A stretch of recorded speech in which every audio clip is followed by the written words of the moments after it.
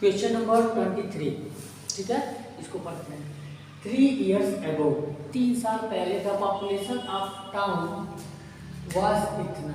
3 साल पहले population of a town, किसी टाउन का जनसंख्या इतना था, ठीक है ना, 50,000 था 3 साल पहले।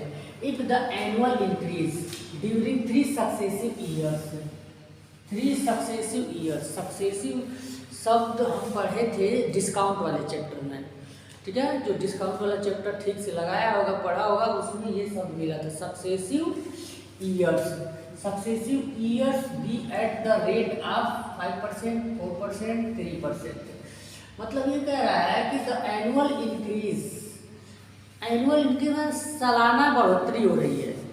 एनुअल इंक्रीज माने सालाना बढ़ोतरी हो रही है। ड्यूरिंग 3 सक्सेसिव ईयर, सालाना बढ़ोतरी हुई ड्यूरिंग 3 सक्सेसिव ईयर्स, 3 अलग अलग सालों में। बी एट द रेट, किस रेट से बढ़ोतरी हुई? 5%, 4%, 3% रिस्पेक्टिवली, मतलब क्रमशः पहले साल में 5% की बढ़ोतरी हुई, दूसरे साल में 4% की बढ़ोतरी हुई, तीसरे साल में 3 साल की बढ़ोतरी हुई। इन 3 सालों में, जो 3 साल पहले से जो चलता आ रहा था। तो what is it's present population, तो वर्तमान में, इस वक्त वर्तमान में उस शहर की जनसंख्या क्या होगी, ठीक है। 3 साल पहले से, पहले जनसंख्या इतनी थी और आज तक, यानी इन 3 सालों के बीच में जनसंख्या साल दर साल बढ़ती गई। तो अलग अलग रेट से बढ़ती गई। पहले साल में 5% की बढ़ोतरी हुई, फिर उसके बाद 4% की बढ़ोतरी हुई, फिर उसके बाद 3% की बढ़ोतरी हो गई तीसरे साल में। तो इस प्रकार का क्वेश्चन हम इसके पहले लगा चुके हैं। जब साल दर साल अलग अलग रेट हो, तो उसके लिए कैसे हम लगाते हैं क्वेश्चन को, सॉल्व करेंगे। जो कुछ भी दिया है, यानी पी का मतलब दे दिया है, ठीक है, पी का मतलब दे ही दिया हमें। यहाँ पे रेट दिया है, 3 रेट दिया, रेट 1 5%, ठीक है, 5% पर एन्यूम।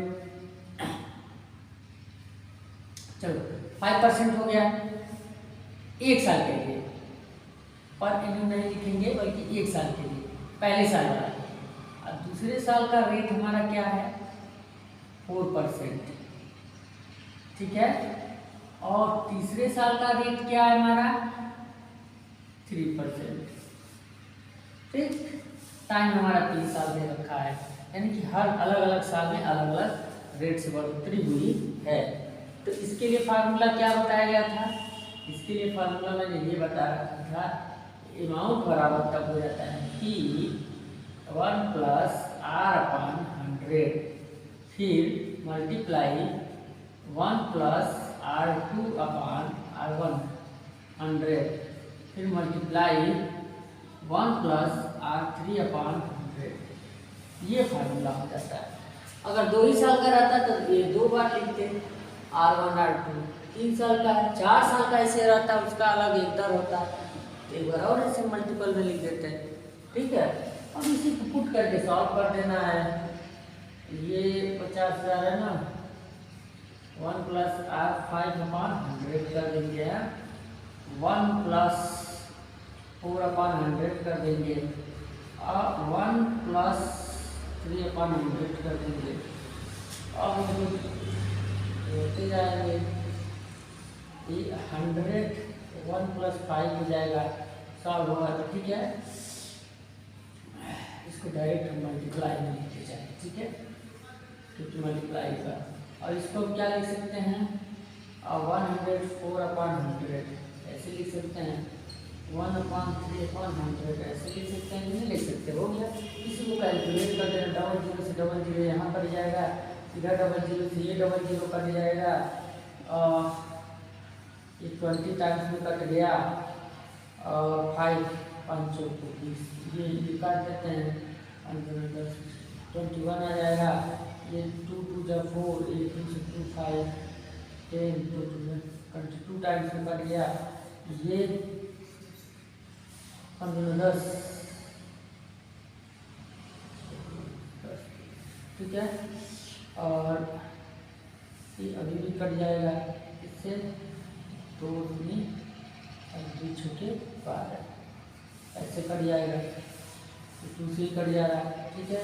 लास्ट में हमारा बचा क्या, 26 मल्टीप्लाई 100, इधर 5 मल्टीप्लाई करेंगे, 26 में 21 मल्टीप्लाई करेंगे, 26 5 6 4 5 103 से मल्टीप्लाई कर सकते हैं, कितने हो जाए 0 0 0